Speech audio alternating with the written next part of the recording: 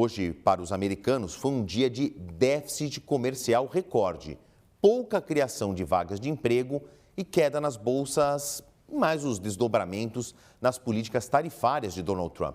Para analisar tudo isso, eu converso com Will Castro Alves, estrategista-chefe da Avenue, a quem eu agradeço a presença e torço para que a sua bola de cristal esteja carregada, porque trabalhar no mercado financeiro nos Estados Unidos, com uma casa de análise, uma casa de investimentos e aconselhamento para investidores, meu amigo Will Castro, é só com bola de cristal, né? Porque é previsão de tarifação, vem, depois suspende para outro produto, não sabe.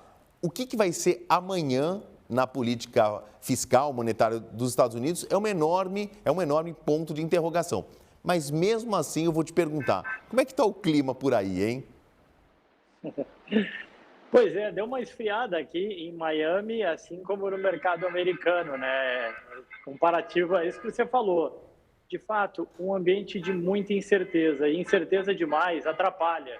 Atrapalha consumidores e atrapalha investidores, tanto para quem quer montar o seu negócio, expandir o seu negócio, montar uma nova fábrica, abrir uma nova loja. Para o consumidor, se vai comprar um apartamento ou um carro, ele tem que se sentir seguro, obviamente, em relação ao seu emprego e à sua renda. Então, a gente já viu, nas últimas semanas, o indicador de confiança dos consumidores reduzindo aqui bastante. A gente já viu, conforme vocês comentaram, o saldo da balança ele deteriorar. Aí teve um efeito de antecipação do consumo às tarifas, né? Ou seja, muita empresa antecipou esse consumo, se estocou, né, para antever a tarifa, especialmente diversos produtos e muito representativo, México, Canadá, China, né? Então, você tem vários efeitos na economia americana e esses vários efeitos juntos é como se fosse um monte de vento soprando para tudo que é lado. E aí eu vi hoje, inclusive na CNBC, eu achei muito criativo, né?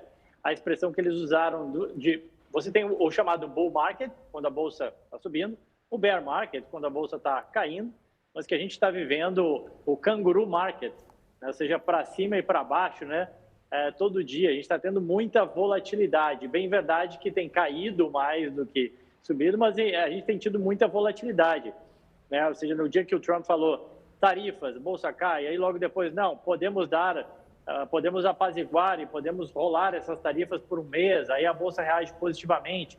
Hoje acabou que não ajudou, né, essa postergação de tarifas, porque o Scott Bessent, que é o secretário de Tesouro e o interlocutor da economia para o Trump, ele falou novamente numa conferência em Nova York, né, ele deu a entender que, olha, uma política de reciprocidade tarifária seria justo. Os Estados Unidos cobram pouco tarifas sobre importações, vis-à-vis o que os outros países cobram dos produtos americanos quando chegam nos seus países, né?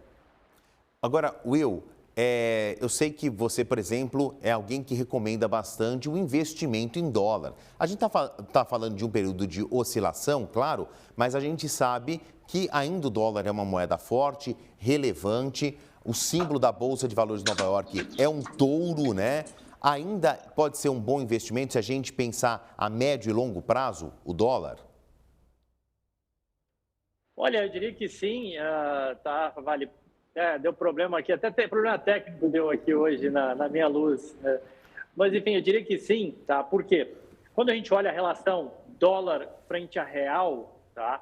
A gente tem que levar em consideração que não é só dólar, o índice dólar no mundo ele caiu, mas contra o real a gente tem uma relação no Brasil, a gente tem um problema no Brasil que é a questão fiscal. O pacote de bondade do governo Lula, ele tende a acentuar a deterioração fiscal brasileira, e isso acaba batendo no câmbio, tá? Então, muito cuidado aí, gente. E a gente já tem visto a popularidade do atual governo cair, e ele já começou a lançar um certo pacote de, entre aspas, bondade, mas de gastos, né, fiscais, que pode acentuar essa percepção de risco em relação à situação fiscal brasileira. E isso pode bater exatamente no câmbio, tá? Então, por isso que a gente tem falado muito, olha, tem que aproveitar esse momento de câmbio ainda próximo dos 5,70. Agora, saindo um pouco desse eixo, eu ia falar Rio-São Paulo, desse eixo Brasil-Nova York, o Brasil-Estados Unidos, olhando para a China, porque é o seguinte, o México já se posicionou, o Canadá ligou quase todos os dias para os Estados Unidos para tentar ali uma apaziguação. A China está em silêncio. O que se espera que pode vir a ser uma retaliação, Will, e com talvez um impacto maior na Bolsa de Valores de Nova York?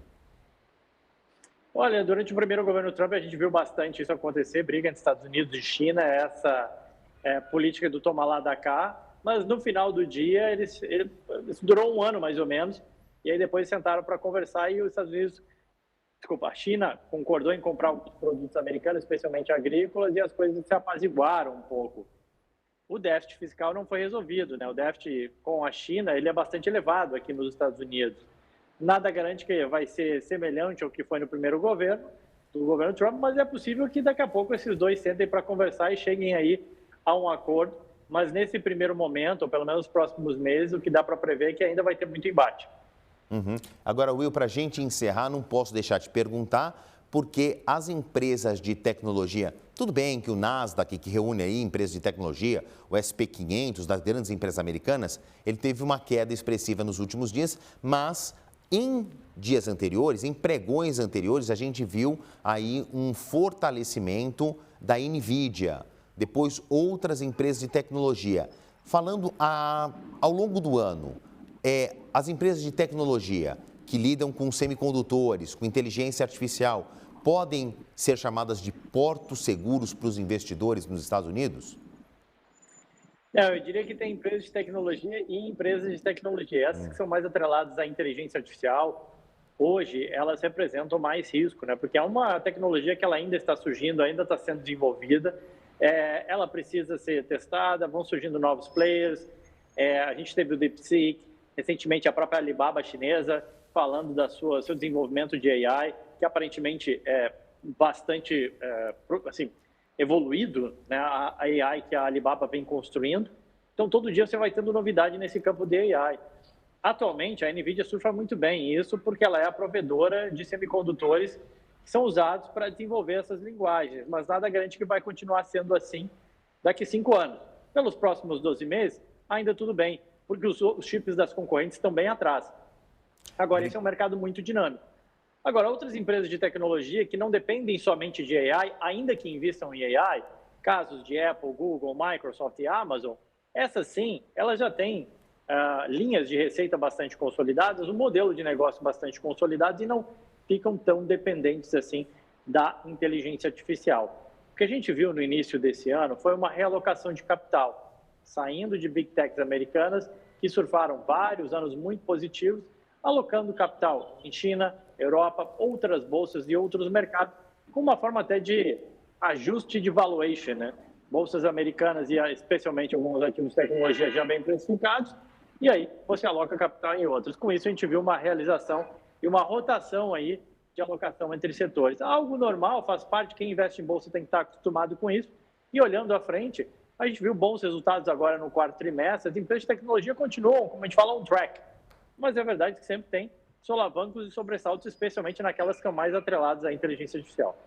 Queria agradecer aqui os esclarecimentos, as informações dadas pelo Will Castro Alves, direto de Miami, um dos notáveis aqui do Times Brasil, licenciado exclusivo CNBC. Obrigado, Will. A gente volta a se falar semana que vem. Grande abraço. Obrigado, boa noite a todos.